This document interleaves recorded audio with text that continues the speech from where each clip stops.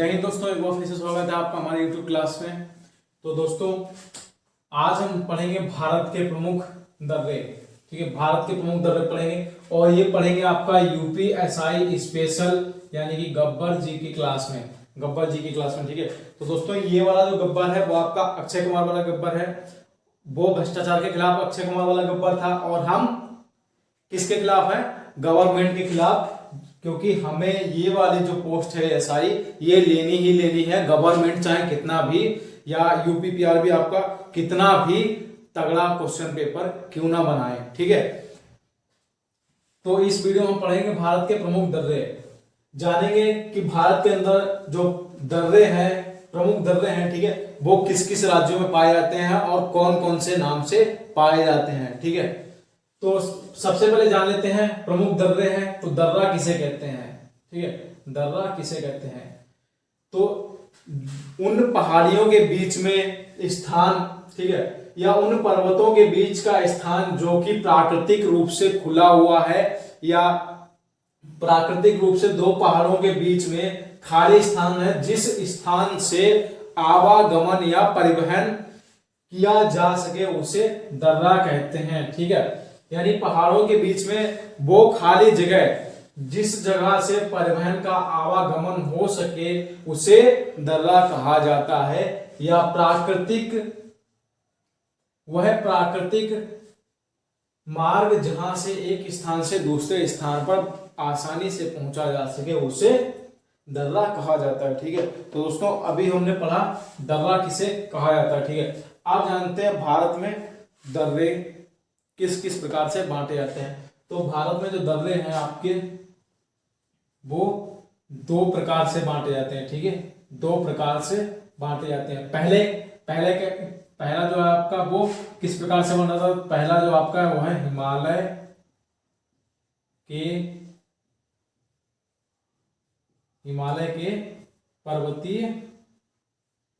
के पर्वतीय राज्यों में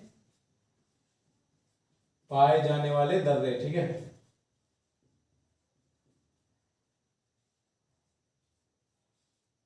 ठीक है, हिमालय के पर्वतीय राज्यों में पाए जाने वाले दर्रे, ये आपका पहला है। और दूसरा आपका क्या है? दूसरा है आपका प्रायद्वीप।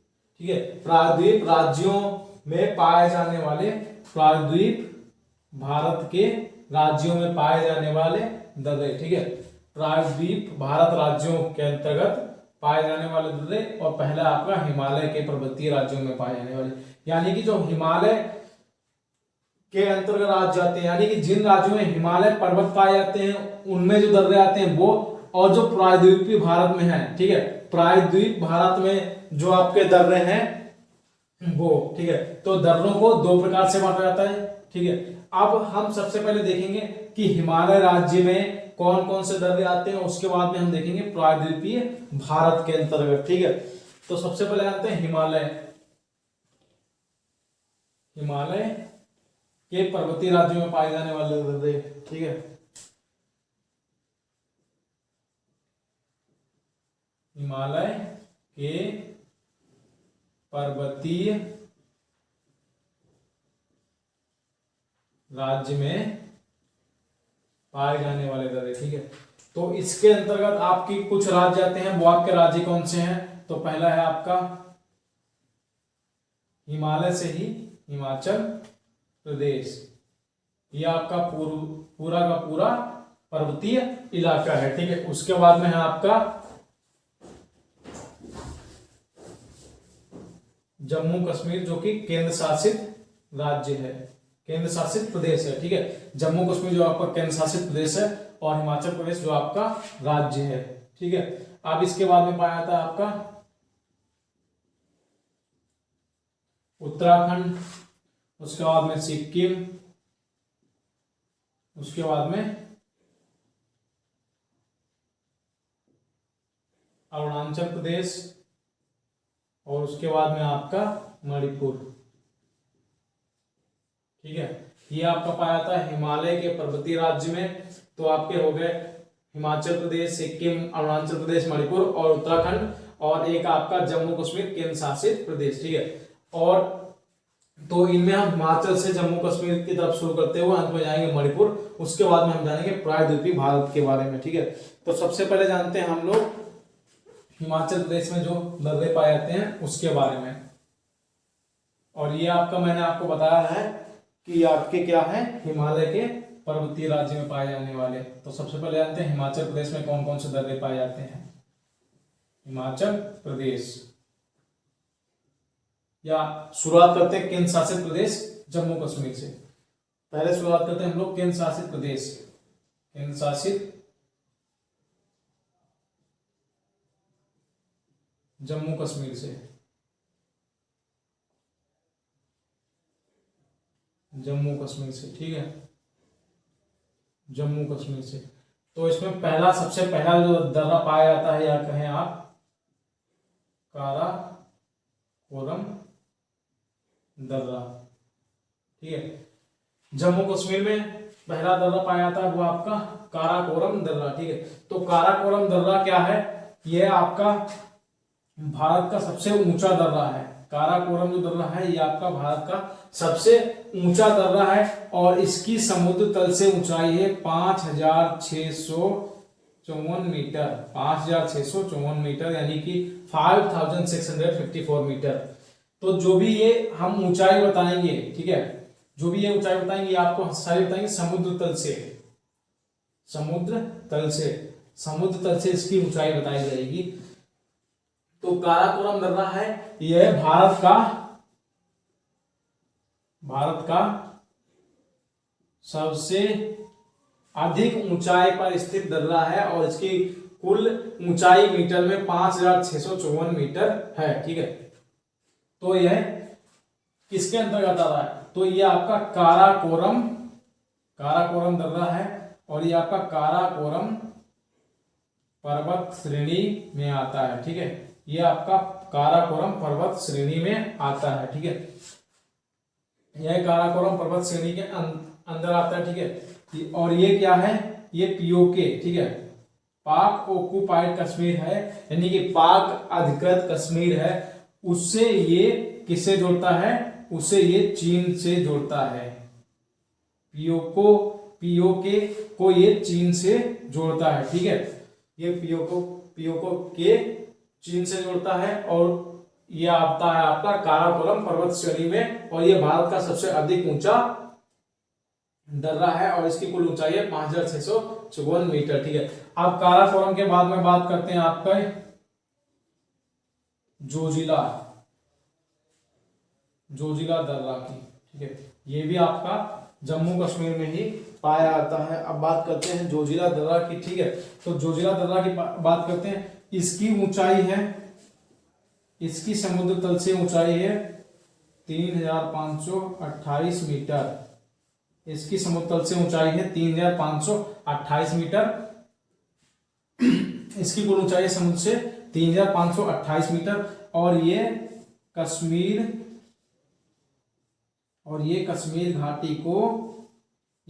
घाटी को किससे जोड़ता है, ये आपका कश्मीर घाटी को लेह से जोड़ता है।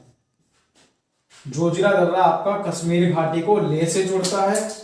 और अब आगे बात करते हैं कि ये कौन सी पर्वत श्रेणी में आता है, ठीक है। तो ये आपका जास्कर पर्वत श्रेणी में आता है, ठीक है। जोजिला दर्रा की बात करते हैं तो जोजिला दर्रा आपका 3528 मीटर ऊंचा है और ये कश्मीर घाटी को लेह से जोड़ता है और ये आपका जास्कर पर्वत श्रेणी के अंतर्गत आता है, ठीक है। तो ये आपके दो दर्रे हमने पढ़ लिए। अब इसके बाद में पढ़ेंगे तीसरा दर्रा जम्मू कश्मीर में कौन सा पाया जाता है, ठीक है। तो दोस्तों पेन और पेपर लेकर के नोट करते रहें ताकि कोई भी इससे रिलेटेड क्वेश्चन आपको प्रश्न पूछा जाता है तो उसे आप बहुत ही आसानी से हल कर सकें, ठीक है। अब बात करते हैं अगले दर्रे की, वो है आपका तीसरा दर्रा जम्मू कश्मीर में और उसका आपका नाम है पीर पंजाल दर्रा, ठीक है, पीर पंजाल दर्रा। अब इसकी ऊंचाई की बात करते हैं, ठीक है। अब इसकी ऊंचाई की बात करें तो ये समुद्र तल से कितना ऊंचा है, ये आपका है 3490 मीटर। ठीक है, 3490 मीटर ऊंचा है। और ये आपका पीर पंजाल, जैसे कि इसके नाम से ही पता है, पीर पंजाल पर्वत श्रेणी में आता है। पीर पंजाल की पर्वत श्रेणी में आता है, जैसे कि आपको नाम से ही पता है, पीर पंजाल दर्रा। ठीक है, तो इसकी कुल ऊंचाई है 3490 मीटर और ये पीर पंजाल पर्वत श्रेणी में आता है। और ये किसको जोड़ता है, ये आपका जम्मू कश्मीर के पुलगांव को, जम्मू कश्मीर के पुलगांव को कोठी से जोड़ने का रास्ता प्रदान करता है। जम्मू कश्मीर के पुलगांव को जम्मू कश्मीर के कोठी से जोड़ने का कार्य करता है। ठीक है, अब इसके बाद में बात करते हैं चौथे दर्रे की, तो ये है आपका बनिहाल दर्रा। बनिहाल दर्रा,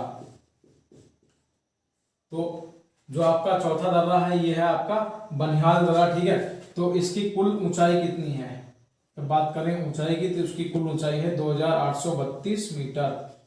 इसकी कुल ऊंचाई कितनी है, 2832 मीटर। और ये भी आपका किधर आता है, पीर पंजाल पर्वत श्रेणी में। बनिहाल दर्रा भी आपका आता है पीर पंजाल पर्वत श्रेणी में। ठीक है, अब बात करते हैं ये किन दो शहरों को या राज्यों को जोड़ता है, तो ये आपका बनिहाल दर्रा जो है ये आपको किससे जोड़ता है, ये आपका जम्मू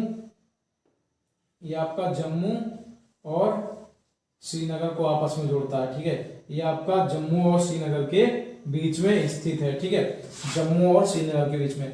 तो जैसे आपको पता होगा कि एक जवाहर सुरंग है जम्मू कश्मीर में। ठीक है, जवाहर सुरंग, ठीक है, जवाहर सुरंग जो है वो आपका बनिहाल दर्रे के अंदर ही बनी है। ठीक है, बनिहाल दर्रे के अंदर ही आपकी जवाहर सुरंग बनी हुई है। ठीक है, और जो आपका जवाहर सुरंग है ये किस नाम से जानी जाती है, ये आपका जानी जाती है NH-1A के नाम से। ठीक है, NH-1A के नाम से जानी जाती है। और ये जम्मू को श्रीनगर से जोड़ती है। ठीक है, जवाहर सुरंग NH-1A के नाम से जानी जाती है और ये बनिहाल दर्रे में बनी है जो कि जम्मू को श्रीनगर से जोड़ती है। ठीक है, तो ये हमने देखे जम्मू कश्मीर। ठीक है, अभी एक दर्रे की और बात करते हैं, ये आपका है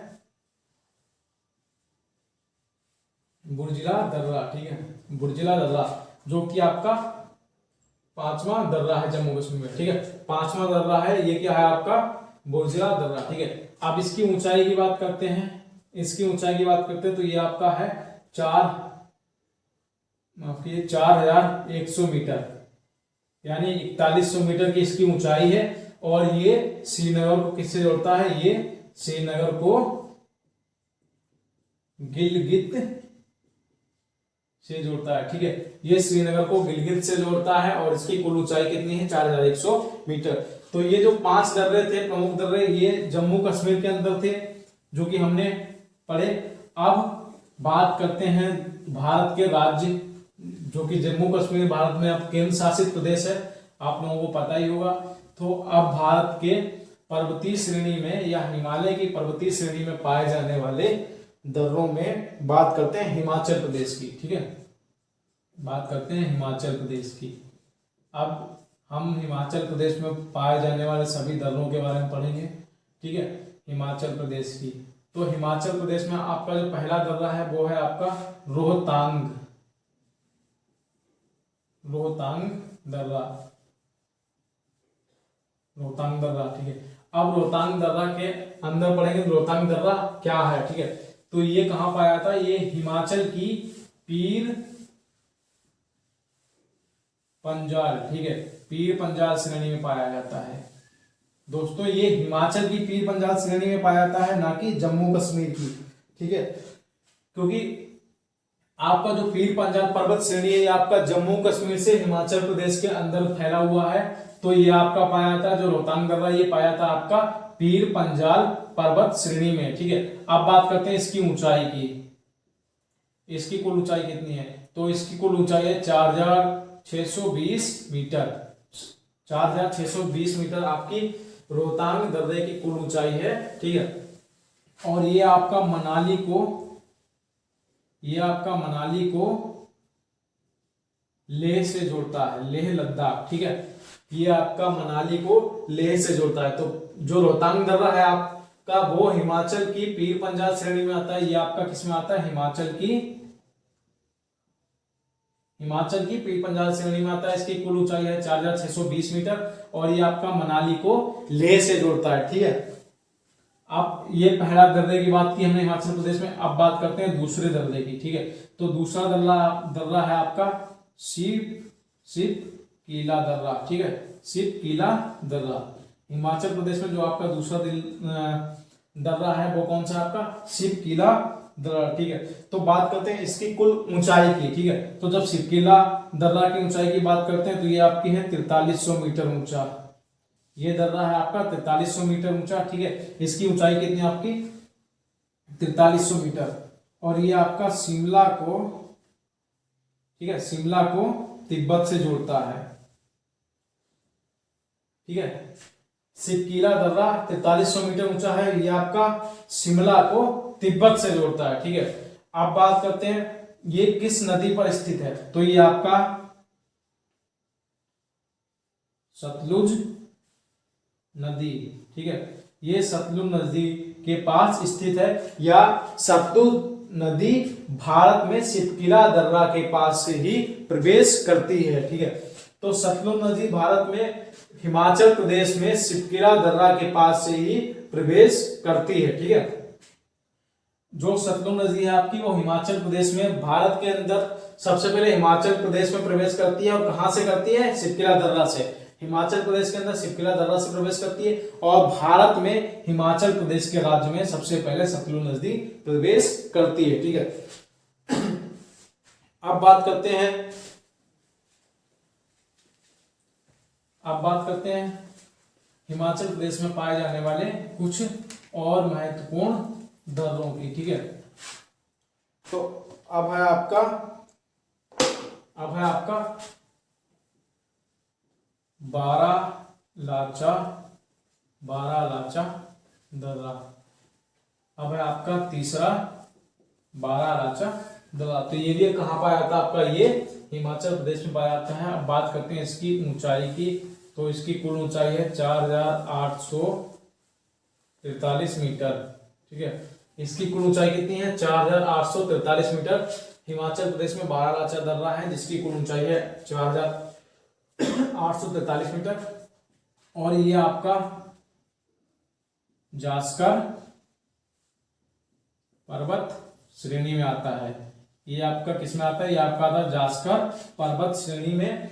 और ये हिमाचल प्रदेश के मंडी शहर को लेह यानी कि लद्दाख से जोड़ता है, जो कि लद्दाख का आप बात करें जिला है लेह, उसे जोड़ता है आपका मंडी शहर से। ठीक है, तो ये हमने बात की 3 प्रमुख दर्रे हिमाचल प्रदेश के जो कि हिमालय की पर्वतीय श्रेणियों में आते हैं।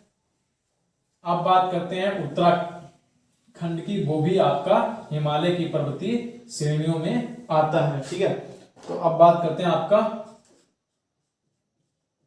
उत्तराखंड की। उत्तराखंड में जो प्रमुख दर्रे हैं वो कौन कौन से हैं? तो उत्तराखंड में आपका प्रमुख दर्रा है वो है आपका लिप लेक दर्रा। ठीक है, लिप लेक दर्रा जो आपका वो है आपका उत्तराखंड में। ठीक है, अब बात करते हैं इसकी कुल ऊंचाई कितनी है। तो इसकी कुल ऊंचाई है आपकी 5334 मीटर। ठीक है, लिप लेक दर्रे की कुल ऊंचाई है 5334 मीटर। और ये जो ऊंचाई की बात हम कर रहे हैं ये कहां से कर रहे हैं? समुद्र तल से कुल ऊंचाई। ठीक है, तो लिप लेक दर्रे की ऊंचाई है 5334 किलोमीटर और ये आपका उत्तराखंड के पिथौरागढ़ जिले से, उत्तराखंड के पिथौरागढ़ जिले को तिब्बत से जोड़ता है। ठीक है, तिब्बत के तालकोट। ठीक है, तिब्बत के तालकोट से जोड़ता है। ठीक है, जो आपका लिप लेक दर्रा है ये 5334 किलोमीटर लंबा है, 5334 मीटर लंबा है और पिथौरागढ़ जिले को तिब्बत के तालकोट से जोड़ता है और पिथौरागढ़ जिले में ही ये आपका दर्रा शुरू होता है। उत्तराखंड के पिथौरागढ़ जिले से ही आपका दर्रा शुरू होता है। और ये दर्रा लिपलेख दर्रा ये बहुत ही इंपॉर्टेंट दर्रा है। क्यों? क्योंकि जो आपके कैलाश पर्वत पर जाने वाले जो आपके भक्तिगण होते हैं वो इसी दर्रे से होकर के गुजरते हैं। यानी कि जो मानसरोवर कैलाश मानसरोवर की यात्रा शुरू होती है वो इसी दर्रे से जाती है। जिसलिए ये जो आपका लिपलेख दर्रा है ये बहुत ही इंपॉर्टेंट है, क्योंकि कैलाश मानसरोवर की यात्रा पर जाने के लिए इस दर्रे का विशेष रूप से इस्तेमाल किया जाता है।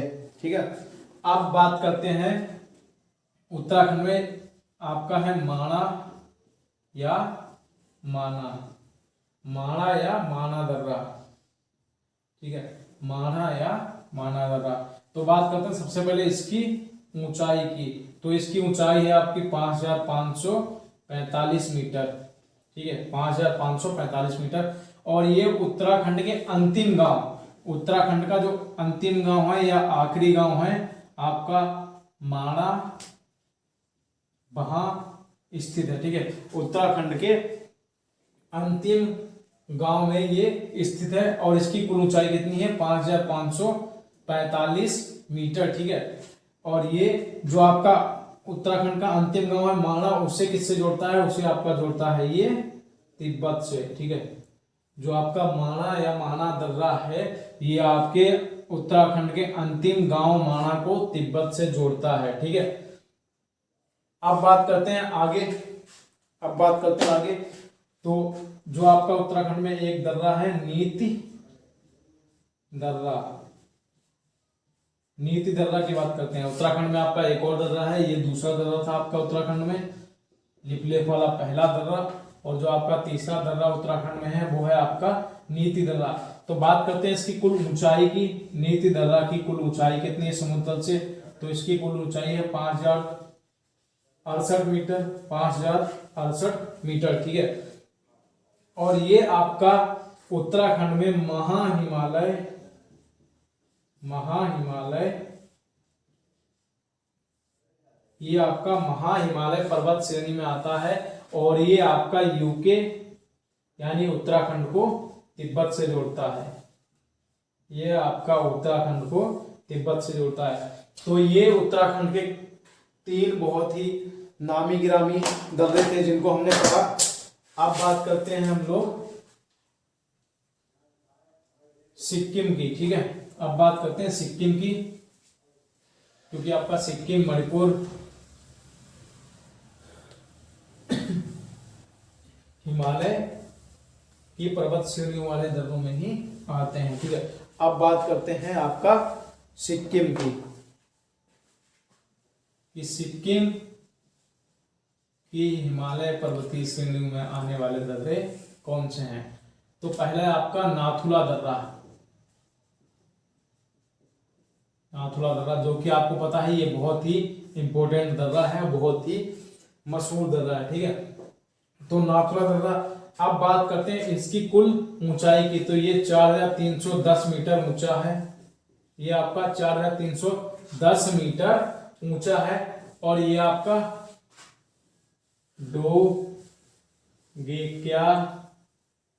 डोगेक्या श्रेणी में आता है।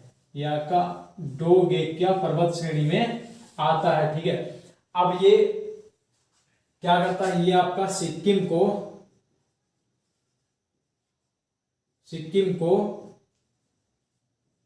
चुंबी घाटी से जोड़ता है। ठीक है, ये आपका सिक्किम को चुंबी घाटी से जोड़ता है। और ये जो आपका सिक्किम को चुंबी घाटी से जोड़ता है तो ये आपका चीन और भारत, जैसा कि आपको पता है सिक्किम भारत का राज्य है, तो चीन और भारत के सीमा पर स्थित है। ये आपका चीन और भारत के सीमा पर स्थित है, जो कि है आपका नाथुला दर्रा। ठीक है, इसकी ऊंचाई कितनी? 4310 मीटर। यह 1962 1962 भारत चीन युद्ध के दौरान, भारत और चीन युद्ध के बाद इसे बंद कर दिया गया था। इस दर्रे को बंद कर दिया गया था युद्ध के बाद। हालांकि तब से ये 1962 से बंद रहा और 2006 में इसे पुनः खोला गया। 2006 में इसे पुनः या दोबारा खोला गया। वो भी आपका भारत और चीन के बीच में जो व्यापार की वजह से खोला गया, व्यापार की वजह से खोला गया, ठीक है। और जो चीन और भारत के बीच में इंपोर्ट और एक्सपोर्ट है, उसका 80% आपका नाथुला दर्रा से ही होता है, ठीक है। आपका जो 80% व्यापार है भारत और चीन के बीच में, वो नाथुला दर्रा से ही होता है, ठीक है। अब बात करते हैं आगे जेलेपला दर्रा, ठीक है। जेलेपला दर्रा की बात करते हैं, जो कि आपका कहां पाया जाता है, सिक्किम में, ठीक है। तो ये क्या करता है, ये सबसे पहले क्या करता है, सिक्किम को भूटान से जोड़ता है। ये सिक्किम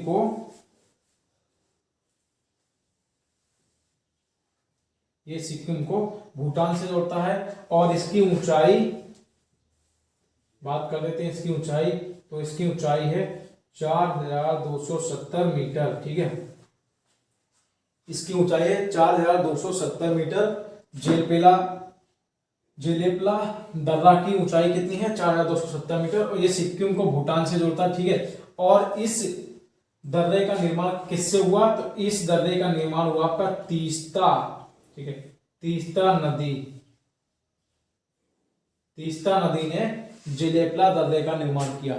तो दोस्तों, निर्माण कैसे होता है, आपको पता है कि नदी जो अपने साथ कुछ पर्वत या बड़े बड़े पहाड़ों के टुकड़े भाग के लाती है और एक जगह पे एकत्रित कर देती है, जिसके कारण किसी भी पर्वत श्रेणी का या किसी भी पर्वत का निर्माण हो जाता है। तो जेलेपला दर्रा है वो आपका तीस्ता नदी द्वारा निर्माण किया गया है और इसकी कुल ऊंचाई है 4270 मीटर और ये सिक्किम को भूटान से जोड़ता है, ठीक है।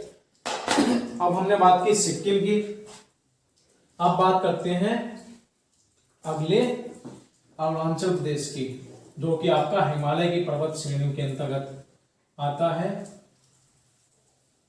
अब बात करते हैं आपका अरुणाचल प्रदेश की, ठीक है। अरुणाचल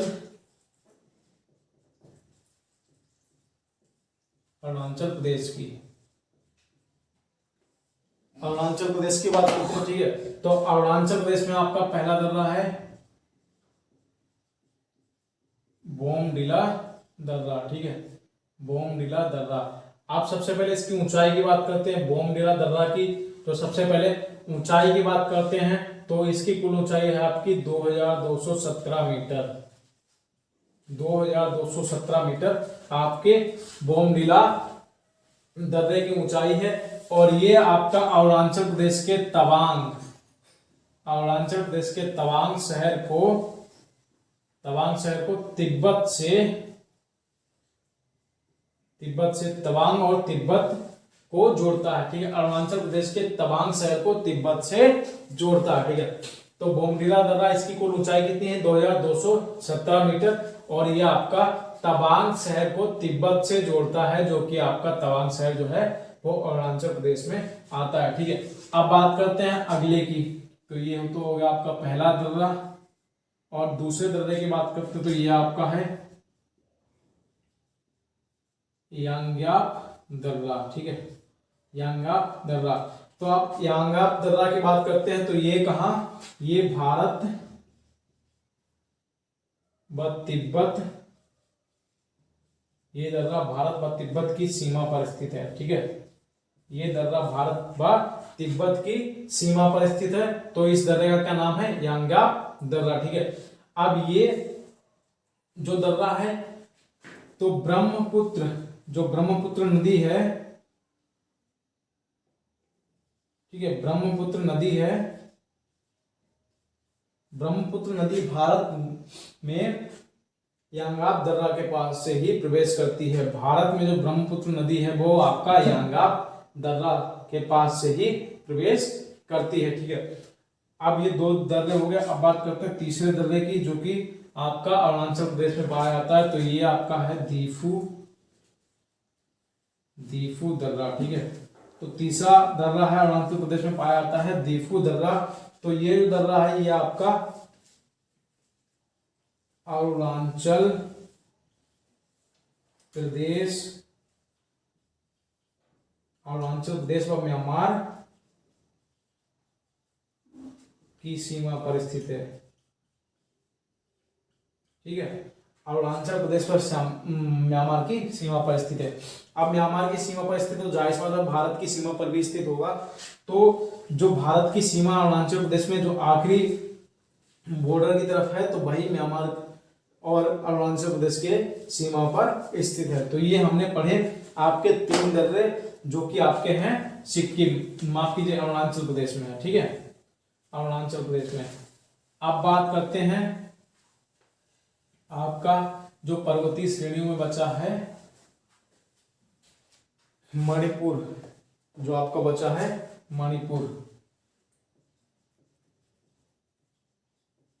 मणिपुर दर्रा, मणिपुर राज्य, जो कि आपका हिमालय की पर्वतीय श्रेणियों के अंतर्गत आता है। तो इसमें पढ़ते हैं मणिपुर में कौन सा दर्रा है। तो मणिपुर में आपका एकमात्र दर्रा है जिसका नाम है तुजू दर्रा। ठीक है, कौन सा है मणिपुर में आपका, कौन सा दर्रा है, तुजू दर्रा। ठीक है, तो ये क्या करता है, ये मणिपुर की राजधानी इम्फाल को म्यांमार से जोड़ता है। इसका कार्य क्या है, तो ये क्या करता है, आपका इम्फाल को म्यांमार से जोड़ता है। ठीक है, तो ये कौन सा आपका है, मणिपुर की राजधानी इम्फाल को म्यांमार से जोड़ता है, जिसका नाम है तुजू दर्रा। ठीक है, अब आपका बात करते हैं, ये अभी तक जितने भी हमने दर्रे जाने भारत के हिमालय पर्वतीय श्रेणी में आने वाले। अब जानेंगे भारत के प्रायद्वीपीय राज्य के अंतर्गत आने वाले। ठीक है, भारत के प्रायद्वीप राज्य में जो आते हैं, ठीक, प्रायद्वीपीय पहाड़ में आते हैं जो आपके हैं, इनके बारे में जानेंगे। तो सबसे पहले इनमें जानेंगे केरल के बारे में। केरल और मैंने आपको बताया था महाराष्ट्र, 2 राज्यों के बारे में बताया था जो प्रायद्वीपीय पहाड़ी क्षेत्रों में आते हैं। ठीक है, तो सबसे पहले जानते हैं केरल में। तो केरल में आपका जो पहला दर्रा है वो है आपका पालघाट दर्रा। ठीक है, पालघाट दर्रा जो कि आपका केरल में है। ठीक है, अब इसकी कुल ऊंचाई कितनी है, इसकी कुल ऊंचाई है 300 मीटर। ठीक है, पालघाट दर्रा की कुल ऊंचाई है 300 मीटर। और ये आपका क्या करता है, ये आपका कोझिकोड। ठीक है, कोझिकोड जो कि आपका केरल में है। कोझिकोड कहाँ है आपका, केरल में। ठीक है, तो ये क्या करता है, कोझिकोड को कोयम्बटूर से जोड़ता है। ठीक है, कोयम्बटूर से जोड़ता है। और कोयम्बटूर आपका कहाँ है, तो ये कोयम्बटूर है आपका तमिलनाडु। तो ये आपका कोयम्बटूर से जोड़ता है। ठीक है, अब ये किस पर्वत या पहाड़ी में है, तो ये है आपका अन्नामलाई। ठीक है, ये आपका अन्नामलाई व नीलगिरी पहाड़ियों के बीच में स्थित है। ठीक है, केरल में पालघाट दर्रा है जिसकी कुल ऊंचाई है 300 मीटर। 300 मीटर इसकी ऊंचाई है। ठीक है, और ये कोझिकोड यानी कि केरल को कोयम्बटूर यानी कि तमिलनाडु से जोड़ता है। ये अन्नामलाई व नीलगिरी पहाड़ियों के बीच में स्थित है। ठीक है, हम प्रायद्वीपीय राज्य के अंदर केरल के अंतर्गत जो आने वाले दर्रे हैं उनका पढ़ रहे हैं। जैसा कि मैंने आपको बताया है, तो दर्रे 2 प्रकार से बढ़ते थे, मैंने आपको बताया था। तो उसी में प्रायद्वीपीय राज्य के अंतर्गत आने वाले राज्यों में जो दर्रे पाए जाते हैं हम उनके बारे में पढ़ रहे हैं। तो पहला दर्रा हमने पढ़ा क्या है, पालघाट। दूसरा दर्रा है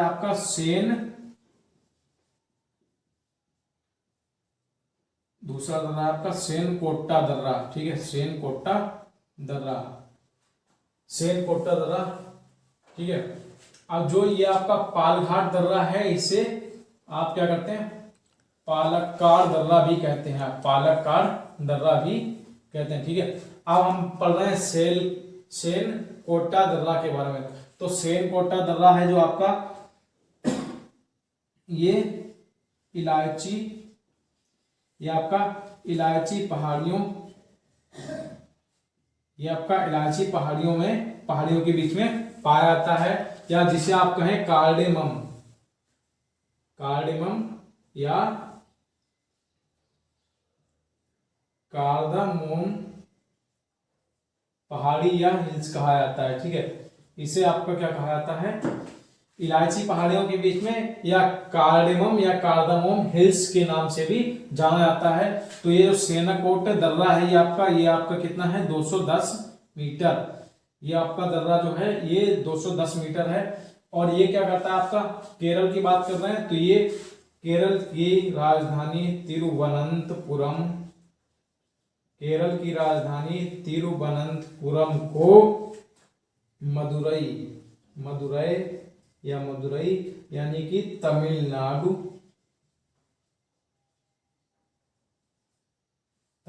को आपस में, मदुरई यानी कि तमिलनाडु को आपस में जोड़ता है। तो ये सेनकोटा दर्रा क्या करता है, ये इलायची पहाड़ियों या कार्डमम या कार्दामोम हिल्स के बीच में स्थित है, और इसकी कुल ऊंचाई है 210 मीटर समुद्र तल से। और ये तिरुवनंतपुरम यानी कि केरल की राजधानी को मदुरई यानी कि तमिलनाडु से जोड़ता है, ठीक है। तो ये हमने दो जाने, पालघाट या पालक्काड़ दर्रा और आपका सेनकोटा दर्रा जो कि केरल में पाए जाते हैं। अब बात करते हैं प्रायद्वीपीय पहाड़ियों में या आपका पर्वत में पाए जाने वाले अंतिम राज्य यानी कि महाराष्ट्र की,